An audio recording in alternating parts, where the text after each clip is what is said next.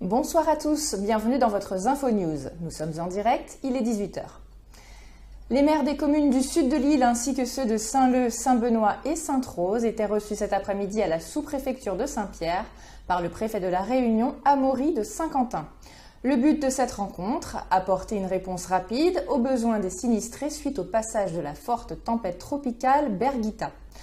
À la suite de cette réunion, le maire du Tampon a déclaré que sa ville a pris 3 arrêtés périls imminents. Des images de Ludovic Grondin. J'ai signé en 3 jours 3 périls imminents et la famille qui a dormi encore hier soir dans sa maison, je lui ai dit qu'il ne pouvait plus habiter dans cette maison et qu'il allait être logé par la commune, et cette famille a préféré habiter dans sa famille. Mais les maisons sont à moitié suspendues dans le vide parce qu'il y a eu des terres qui ont glissé. C'est à quel endroit? C'est au Petit Tampon. Il y a 3 maisons au Petit Tampon et la situation est très préoccupante, très grave pour nous, pour la population de la Pointe. Il ne faut pas attendre s'il y a des aides immédiates de l'État, parce qu'il faut faire des procédures. La commune interviendra, aidera les familles, et à partir de demain matin, il faudra aller au combat, quoi.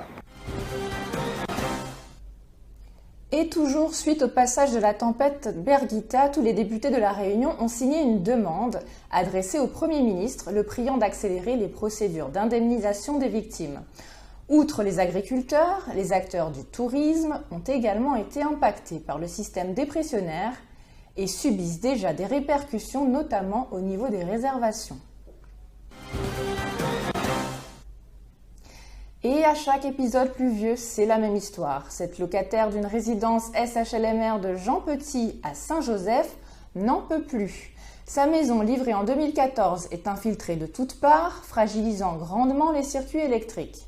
De ce fait, elle se retrouve sans lumière et à chaque pluie, car l'eau passe dans les installations électriques. L'année dernière, elle a dû acheter pas moins de 20 ampoules qui ne tiennent pas le coup face à son système électrique dégradé. Selon cette locataire, des travaux devraient être effectués en 2017 par le bailleur social, mais rien n'a été fait jusqu'à présent. Et c'est une découverte macabre qui a été faite cet après-midi du côté de la rivière du Maléba. Le corps d'une femme en état de décomposition a été retrouvé sur les berges du côté de Pagnandi à Brapanon. Face aux difficultés d'accès du site, la victime a été élitreillée par la gendarmerie de Brapanon. Aucune identification n'a été possible pour le moment.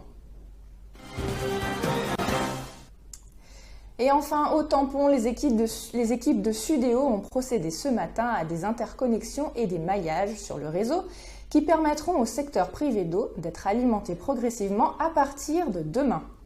Les quartiers suivants seront alimentés de manière discontinue et pourraient subir des baisses de pression. Alors, il s'agit du chemin Pétréa, du Grand Tampon, Villeblanche, Ligne d'Équerre, Léopold de Brabant, chemin Boissy, Bérive et enfin l'impasse des Lanternes. Pour faire face aux urgences, 31 citernes sont disposées et alimentées par camion. Votre JT est maintenant terminé. Prochain rendez-vous avec l'actualité demain midi. Continuez à nous envoyer vos photos et vidéos à contact@info974.com. Belle soirée à tous.